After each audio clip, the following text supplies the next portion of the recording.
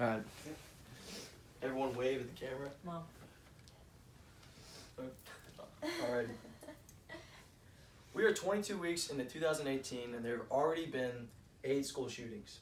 30 people have died, 44 have been injured, and countless communities have been broken. Gun violence as a whole is a pretty broad topic, so today I will be focusing on shootings in school buildings only. A school is a place that should feel safe for all students, and it's safe to say that in our country, just about everyone has attended a school at one point in their lifetime. School shootings are becoming more common, yet an unacceptable loss of life. The suffering must stop, laws must be upheld, and lives need to be saved.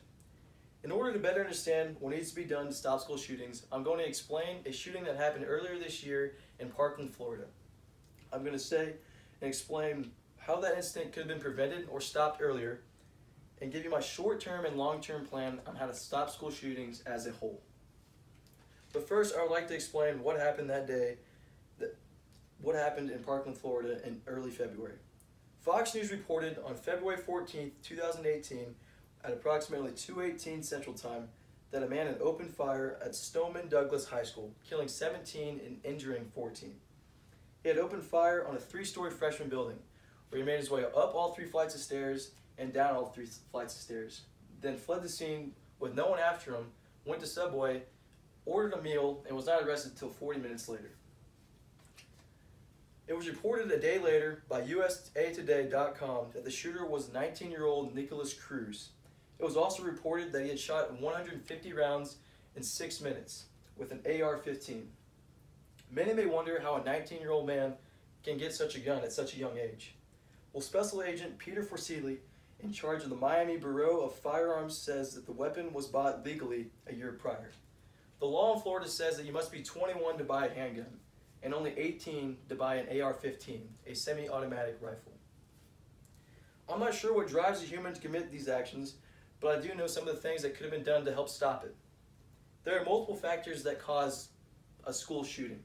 1, an insane kid. 2, a lack of security. 3, multiple entrances. And 4, no metal detectors. But first, I'd like to talk about the kid.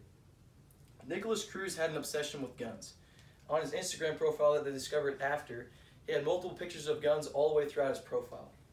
Secondly, he was expelled from the school 2 years prior to that. And thirdly, the New York Times reported on February 23rd that 18 calls had been made to the FBI and police department about this kid and about how dangerous he actually is. Secondly, later reported by surveillance cameras on February 24th by NBC News that 3 deputies remained outside the building when shots were being fired. There was not 1 deputy inside the building, and no shots were returned. Thirdly, Cruz entered the building right after another student.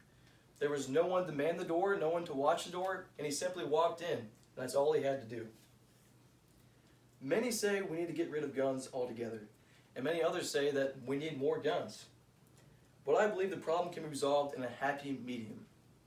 The Second Amendment of the U.S. Constitution states, "The right of the people to keep and bear arms shall not be infringed." We've lived by this for over 200 years, and we will live by this for the rest of our lives. But perhaps we can give it a few restrictions.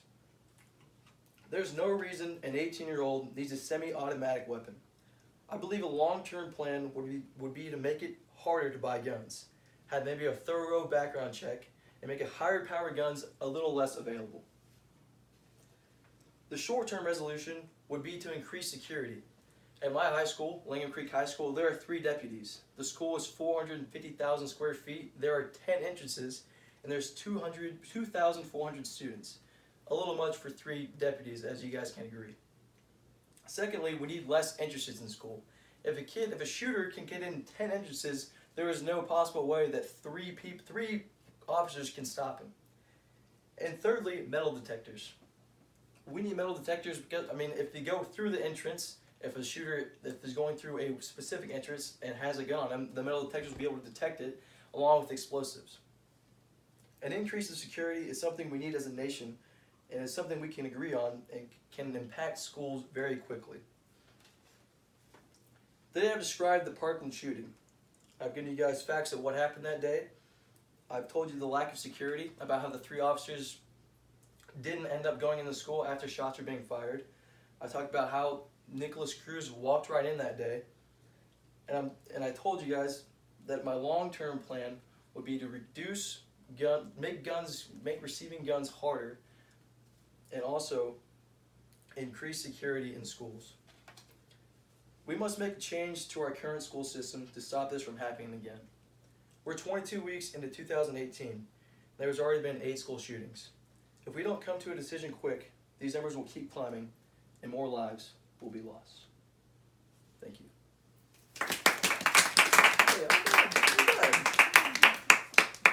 Was it 5 minutes? 5:30. Nice. Let's go. That was good. Man, Mike.